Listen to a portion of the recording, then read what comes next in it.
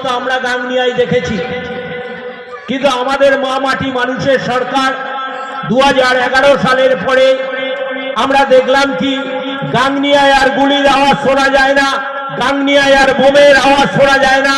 গাংনিয়ায় উন্নয়নের বাতাবরণ তৈরি হয়েছে, তার উন্নয়নের বাতাবরণ তৈরি করেছে মা মাটি মানুষের নেত্রী মানবিক মুখ্যমন্ত্রী মমতা ব্যানার্জি এবং আমাদের সকলের অভিভাবক অভিষেক ব্যানার্জি।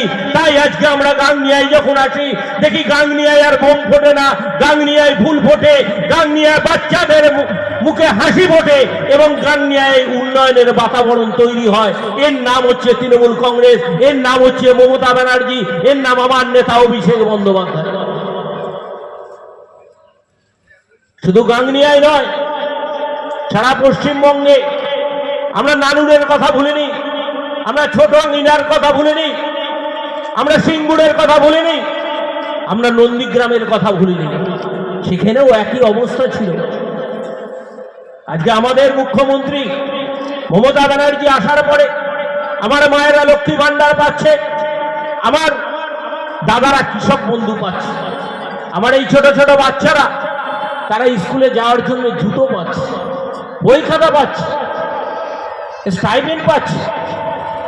আবার আমার নেত্রী মমতা ব্যানার্জি যাতে গ্রামগঞ্জের মানুষেরা তারা হচ্ছে উচ্চ শিক্ষায় শিক্ষিত হতে পারে, তার জন্যে কন্যাশ্রীর মতন একটি প্রকল্প, বিশ্ববিখ্যাত প্রকল্প যা চালু করেছে।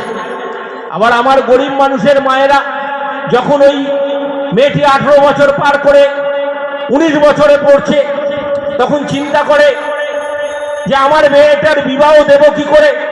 আমার নেত্রী ওই গরিব মানুষদের পক্ষে রূপশ্রীর প্রকল্প চালু করেছে। অর্থাৎ বলতে গেলে রাত্রির পর হয়ে যাবে উন্নয়নের কথা যদি বলি। কিন্তু আজকে এসছি আমি সত্যি অনেক দিন ধরে আমি বলবো আমার শরীফুল কোথায় গেল, শরীফুল কই? এখানে বাটুলকে দেখছি, তরিকুলকে দেখছি, হাফিজুলকে দেখছি, শরীফুলকেও ও ছিল। এবং আপনারা যারা আছেন, আপনারা গাংনিয়ার মানুষ, আগামী দিনে আমার প্রধান সাহেব আছে এখানে, আমার পঞ্চায়েত সমিতির কর্মদক্ষরা আছে, আমার সাধনরা আছে, আমার বিভিন্ন প্রধানরা আছে, অঞ্চল সভাপতিরা আছে, তাদেরকে আপনাদের দুঃখের কাহিনীর কথা জানাবেন। আমি কথা দিয়ে যাচ্ছি এখানে দাঁড়িয়ে, হয়তো গাংনিয়ায় গোলাম শরীফুল্লাহ অনেকবার আমাকে ডেকেছে, আমি সময় আসতে পারিনি। আগামী দিনে আপনাদের উন্নয়নের শরিক হতে চাই, আমি নিজেকে বলছি। তাই আপনাদের যে কটা উন্নয়ন বাকি আছে এদের নেতৃত্বে আগামী দিনে গাংনিয়ায় যা উন্নয়ন বাকি আছে সেই উন্নয়ন আমরা করে দিয়ে যাব। আমার বাবাজি এখানে হাততালি দিচ্ছে, আপনি একটু স্টেজে আসবেন, আসেন আপনি, আপনাদের মতন লোককে আমরা চাই। আপনাদের আশীর্বাদ ছাড়া আমরা কোনোদিন উন্নয়ন করে, আসুন আপনারা দুজন আসুন, আপনাদের মতন লোকেদের আশীর্বাদ মাথা পেতে নিই এবং আপনাদের আশীর্বাদ নিয়ে আগামী দিনে আমরা কথা দিয়ে যাচ্ছি যে গাংনিয়ার যেটুকানি কাজ বাকি আছে সমস্ত কাজ আমরা করব। এবং সর্বপ্রথম আমার ধন্যবাদ দেওয়া উচিত ছিল যে সকল মায়েরা এবং আমার দাদারা রক্ত দিয়েছেন, তাদের কাছে আমি নতমস্তকে প্রণাম জানাই। তার কারণ রক্ত এমন একটা জিনিস যে জিনিসটা হিন্দু মুসলমানের মধ্যে কোনো ভেদাভেদ রাখে না।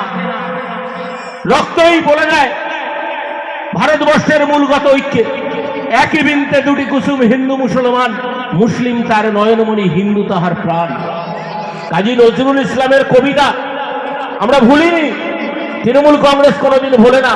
তাই তৃণমূল কংগ্রেস যেমন মাঠে থাকে, ঘাটে থাকে, মানুষের মধ্যে থাকে, তৃণমূল কংগ্রেস তেমন উন্নয়নের কথা বলে।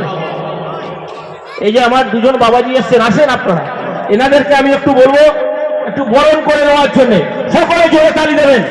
আপনারা একটু উঠুন বাবাজি, আপনারা উঠুন, আপনিও চলে আসুন, বয়স্ক মানুষ আপনি আসুন, আসুন আপনারা চলে আসুন।